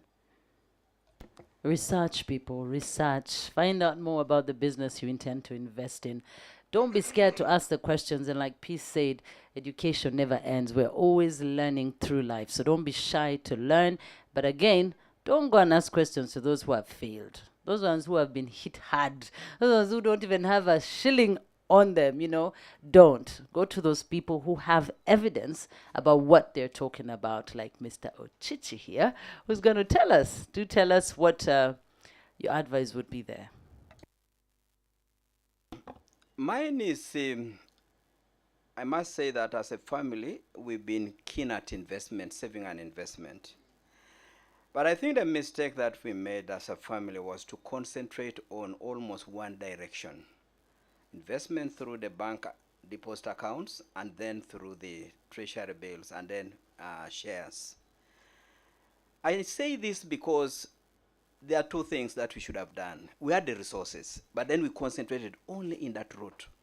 And that's how diversification comes in. If you do it with care, it helps. This is what happened. When we went and got a house at Kiswa in Bugolobi, that place was surrounded by low-class tenants. All the units there were mabati roofed, but the walls were made out of mud and wattle. So we got our house there. and our house was the best in the area. At the time we were getting that house, the plots in that area were going at 6 million. I get to go and work at PTA Bank, and then I keep on sending money, and to my salary was going to my wife's account in Kampala. Then she'd put back $200 to get back to me in Nairobi. So the resources were there for us to keep on investing, but we concentrated only in the safe ones. And I say that's because today in the same area in Kiswa, a plot that was going at 6 million is now 300 million. It is 300 million in a space of about 20 years. You might say 20 years is quite a long time, then maybe that's correct. Here is a good picture. In the UK, there's what they call the Financial Times Index. When I was doing my master's in the UK in 1994, the Financial Times Index was, was 2,500. Today, it is 7,500. That's the maximum it has gone. In other words, in about 20 years or more, it has only grown by 3 times. This plot of land in Kiswa, in the same period, has grown by 50 times. I should have been more risk appetite should have been there to just say the resources were there. We should have just diversified. That's one example. We bought land again in Soroti, near the flying school. In 2005, again that's 17 years ago, an acre of land was going at 580,000. We bought 12 acres. Today, the land in that place is going at 80 million per acre. 80 million shillings. We had the resources. We could have added more. But at that time, it looked like, well, the Tamaka Road is very far from here. And then the surrounding is still surrounded by villagers who are burying their kin around that area. So it's more of a burial ground and a traditional area. Little did we know that in Africa, as infrastructure develops, we open up the economy to amazing investments. And overnight, these properties begin to appreciate. So my sharing here, or my lesson here is, try to diversify. It's okay to be very safe. But also as you take that route, ask yourself, how did Bidan Disali get Chiwatule? And he got about 300 acres. Today, just a small 50 by 100, it's 100 million. Bidan Disali was getting them at those giveaway rates at that time. So my advice to people with the resources is, look at Africa differently. It's a country opening up to investments. And as we get to see more electricity, more infrastructure in terms of roads, security going on, the country is going to lift the value of everything that we have here. So please learn to put resources in other investment vehicles and be patient for those benefits to come to you. That's a very, very good lesson there. Patience sometimes is all we need in some of these investments, but also just being able to diversify. I mean, like you put it in a way that if you had also bought that land and also grown, then you'd be contributing to industrialization of that area, and not looking at it as a remote area, which I also did when we were in Chira. A friend was buying land in Chira at 7 million. That's over 10 years ago. And I was saying, but in this bush, it's way over 10 years. I was saying, in this bush, but you girl, how can you? But now, when she tells me how much it's going for, I just keep knocking And myself. she must be regretting why she didn't. She pick bought, more. it's me, yes. She should Yeah. have bought the next piece and the Yes. next one. But I think I'm regretting more that I didn't take that investment opportunity. But now let's be as real as possible. Benefits are going to come. And these benefits are going to go to people who are family, they're family men or women, they're married, they're intending to get married, they've got kids. So there's 2 things that I want to be very realistic about. the families that we love, the families that we want to take care of, the families that we put first, the families who depend on us, the money is going to come onto those accounts. Let's first talk to the people who are coupled. I love the way you have been talking about it, Mr. Ochichi, involving your wife and how money would go through to your wife. I know the people who are watching and say, my wife, I don't know. Full salary you going to know, her account, and I'm in imagine. Nairobi. Imagine that is trust, and that's being Yeah. one in a unit. And that is also a lesson that I think we also need to share, because as a unit, if you're together as husband and wife, I believe that money would be more beneficial if you think as that unit, not as an individual. My come money, you know. What advice would you both give to those couples that are together? How best to go forward with that? How can they make sure that money benefits them and not break them or bring more problems into their lives? Then also there was a question of a woman who was talking about, I think it's a woman from the tone, about school fees, which is obviously the hugest thing for many parents. And she's asking for advice, how her, among many people out there, can help themselves in that situation to make sure that the term doesn't start and there's no school fees. Yeah. Those are the two questions that I would want to be very realistic about. All right, let me talk about family and how it relates to investment. One, whatever you are doing currently as parents, you are going to transfer that skill or behavior to your children without you even announcing to them. So if you are going to be showing your children that life is about consuming the best you can do today, they live that kind of a perception. And they have friends whom they talk with, and they reinforce that kind of picture as they talk with those friends. That for us, this is what we are. You are giving your children the impression that all is done because daddy has sorted it out. So why am I emphasizing opening up to the family? These kids can begin to appreciate elements of investment as early as possible. When my children were going to Kaboja Junior School, we would go for what we call annual Christmas party for the children.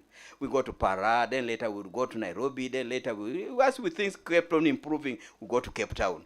But each time we have that annual retreat, there's a moment to reflect how the year has gone in terms of classroom work, in terms of family investments, in terms of the lessons of life that were picked. And one of those was, how do we save resources? So when it was primary, it was about who lost many rubbers during the year, who lost many mathematical sets, who lost the jumper, who lost the shoe, who lost the whatever. And then you'd find people now competing to say, for me this year, daddy, I lost only one pencil. So the conversation has begun on saving already, on stopping the resources. As they grew and began to know that there are bills called water bills, there are bills called electricity bills, we will now be saying, who was reminded many times to switch off the light in the bedroom when we were getting out of the room? Who was reminded many times to stop leaving the tap flowing? So as we go for our retreats, those conversations were beautiful conversations. And as they kept on growing and we now went into construction, the boy would be now supervising the delivery of bricks. And by the time we are going for a dinner conversation, we'll be saying, Daddy, can you imagine this man was saying the lorry was containing 1,500 bricks? When we told him that, please, we are willing to pay to count those bricks and spend 10,000, he was saying that we are wasting money. He wanted to just pour the bricks. When he insisted on paying workers and is working with them to count the bricks, he discovers the bricks are not 1,500. They are 1,200. 300 bricks are missing. You multiply that by the cost of a brick, the 10,000 you have used to count is far smaller. And the joy of the boy discovering such a potential loss, you can't believe it. So I bring that because the conversation about investments with the family can start as early as possible and must continue throughout. Today, these children are working in Canada and they are remitting money. First of all, they are remitting money to assist us in completing the hotel, but they are also remitting money to say, Daddy, you remember what you told us about the land in Kiswa? We want you to, our money now is reaching about 80 million. Get us some plots of land.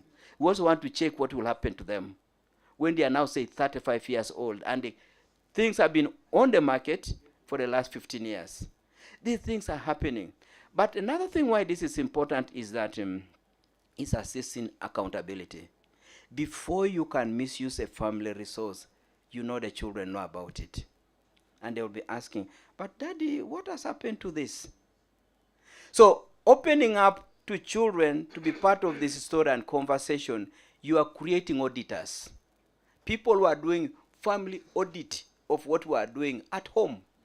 And that is key. But also you are curing the other disease we normally have, where you safeguard kids and keep them like some broilers, some safe kids somewhere. And then you hand over to the world for a bruising experience. It's very artificial.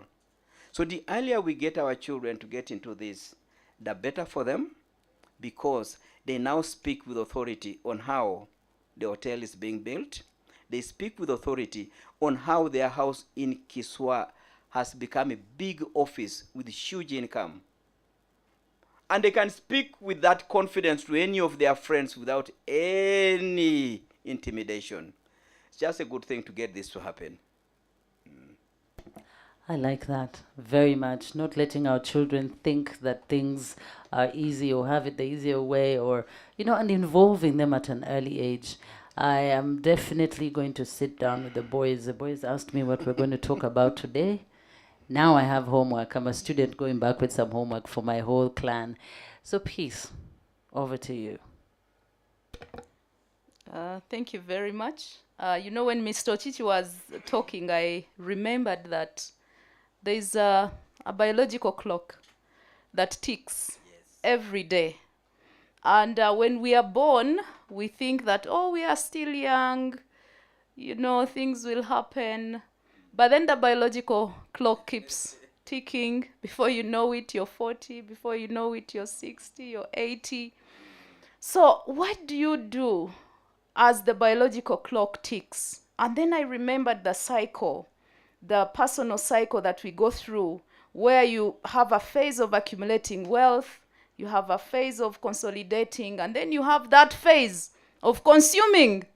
The consumption phase above 60 years is very dangerous. And if you're not ready for it, it will be dangerous. But if you're ready for it, you will enjoy it. Now, about family, in addition to what Mr. Chichi has said, I am a mother of 3 girls. And I'm really trying to teach them to plan ahead, think ahead. And one thing that I have tried to do is to expose them to money. There are many of us who leave homes. Our children see us in suits, dressed up. We go to work. They don't know what we do. They don't know where the money comes from. They just see, okay, bills paid, food is in the house, things are happening. They don't know how we hustle. So one thing I have done is to tell my children that this is what I do. This is the hustle that I go through. This is how I earn the money. And every time they are going to school, we tell them that this is our hard-earned money. We don't steal money. It is hard-earned. We leave here every morning, early in the morning, come late in the night sometimes. We go out and work. That is one thing that we have done. For them to know that this is what I do in order for me to earn and get the money to take care of them. Number 2, expose them. When we give them pocket money, I tell them, if you come back home empty-handed, it's a problem. Do whatever you can to save some money. And when you save it, you'll tell me what you're going to use it for. Number 3, I test them. I give them money to manage. I say, okay, you're the one in charge of this week. So I give you 100,000. I see what are you going to plan for this money. How are you going to spend it? And you must give me accountability. If you have bought sugar, I need to see a receipt. So that way, they will know that there is accountability. You don't just spend money for the sake of spending it. You must plan, you must account for it. So very true, let's involve our children at an early stage. Because when they grow up, they'll be us, they'll retire, they'll need to plan very well. Lessons learned. We continue to learn more lessons. Remember, this is the first webinar of very many others yet to come in the future. And what we're doing is preparing you for those benefits that you've all been waiting for. The line that I leave you with before we go to the headmaster, sir, is if you are just a customer and not creating customers, you're in trouble. Think hard about that and a lot about what we've learned here today. Mr. Headmaster, sir, over to you. Thank you, Caritas. Thank you very, very much. Very well articulated. Indeed, you've been in school. Yeah, you are picking up this. But I need to remind you that whatever you pick from this, I need to take part of that the profit, because we are in this school together. We are entering it as failed businessmen, but we are coming out, and women, but we are coming out victorious. So when that time comes and you have written your book, please remember to put Sir Headmaster Sir somewhere soon. Someone here is saying na APC. A car seems to be a necessity to do certain things swiftly. What would you advise me in my early 40s? I've worked tirelessly. I have never owned one. I've been postponing it for years. Someone is saying that, and to me, I would say seasons. They just have to understand their season. But please say something about it before we wind up.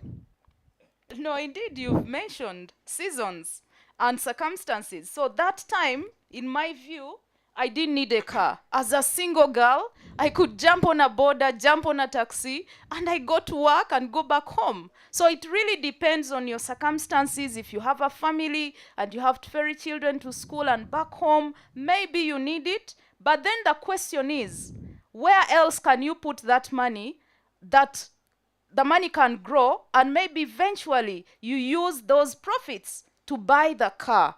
So you need to work out the options and say, where is the opportunity? Where can I forego this? Or where can I put this money? So again, do not rush the emotions that we talked about. Say, I have worked hard. So what shows that you have worked hard? I need a car. So please settle down and look at your circumstances before you make that decision.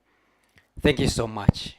I pick one thing. So, yes, you are saying those things. So, and there is, just comes down to taking responsibility. Yesterday, I learned something from one of my trainers. She said, you either accept the conditions or you accept to take responsibility. Because in here, there is someone who's talking about we pay taxes, we pay on cement, we pay on building, we pay rental income. Yes, either accept the conditions or take responsibility. Because some things we can discuss, but we will not do anything about them. But we can be responsible for the things we can change. Ladies and gentlemen, it's been a nice 2 hours. 2 hours can fly. I know at the beginning they're saying, no, this is too long, but 2 hours, they have actually passed. Now I'm in overtime, but I'm allowed because I'm the headmaster, sir. I'm allowed to take a few minutes. But before you go out, we need to, there is always homework. There is always something, parting shots, and one or two books that you would recommend, or podcast. I've been told to update some of these things. Podcasts now count. Billboards also count as reading material. But one or two things you can share with our listeners, our members, before you go away. Then we can wind it out. I'll start with Mr. Ochichi. I want to say that financial responsibility has got nothing with the current salary you are getting. Nor does it have to be related to the volume of money you are going to get from NSSF. It all depends on how you channel the resources you are currently using. If you are currently deteriorating your portfolio on a yearly basis as opposed to improving it, forget about becoming financially independent. Thank you so much. Any book you recommend for someone to read? It's a book that people have read so many times, but they have failed to, many of them have failed to take action. Rich Dad, Poor Dad. Rich Dad, Poor Dad. Just a very practical book. Thank you. Peace, over to you. And one Kalango for housing finance. Yeah, please come and we advise you. Very many things that we can do with you. Fixed deposits, treasury bills, real estate. So please come, reach out, and we shall support you. But aside that, there is something that a clip that I listened to this morning. and they were talking about the different animals and the defense systems. An elephant, it's about the size. When an elephant steps in the room, you know it's an elephant. A lion roars and you all shake. A cheetah, very, very fast. And then a human being, what is our defense? As human beings, our defense is our brain. How are we using our brain to make the right decisions? Do not use your emotions. Do not be driven by fear. Do not be driven by public opinion, by peer pressure. Use your brain to make rational decisions. I'm currently reading a book. It's about the next 5 moves. And it talks about entrepreneurship. It talks about intrapreneurship for some of us who are in organizations. And then those who want to run businesses. It's by Patrick Bet David. The next 5 moves. Strategy around business. I recommend it for you. Read and you'll get some very good insights. Thank you. Thank you, Peace. Thank you very much. And finally, you are the MVP for today because you are student number 1. The nation is looking out to you. Your success story is going to be the result. So you are our MVP this morning. Yes, and we are watching you. But ladies and gentlemen, you need to know that for a few of you who go to church, they say let the gospel be preached. But if it needs to be, if need be, use words. So meaning, sometimes all the time, what your life represents is a testimony. So now in FL, we believe that every move you are making, you are going to be making testimonies for us. So, Caritas, your parting shots. Mine are, first of all, know what you're good at. Don't be scared to delegate. You can't be good at everything. You may be good at numbers, but there's someone who is in the creative space. I'm in the creative space. All the ideas up here. Money, we're getting there. And I joined a group called Route. I'm actually the ambassador right now. And they have been skilling me on money matters, me and my boys.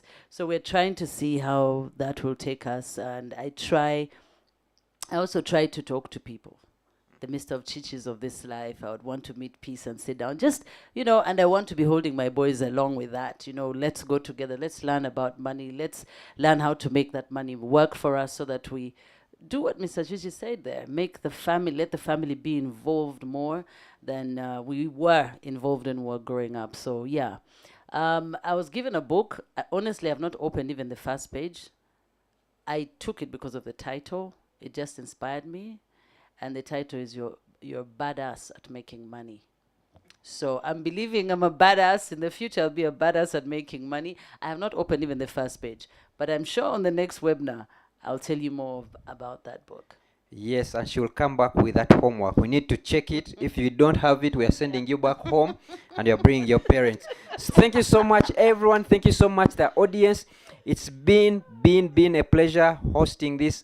I want to leave you with this. Prepare your children. Do not prepare for them. Prepare your children. Everything, if you have a prepared child,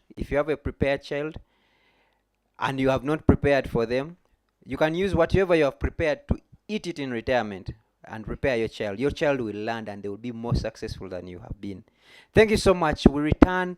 This recording can be found on our social media pages, on the Housing Finance social media pages. It stays there and you can revisit it over and over again. We'll continue on this pursuit to make your benefits count. We are only successful if you are successful. Thank you so much, but remember, the responsibility of action is entirely on you. Thank you so much, and from NSSF, goodbye.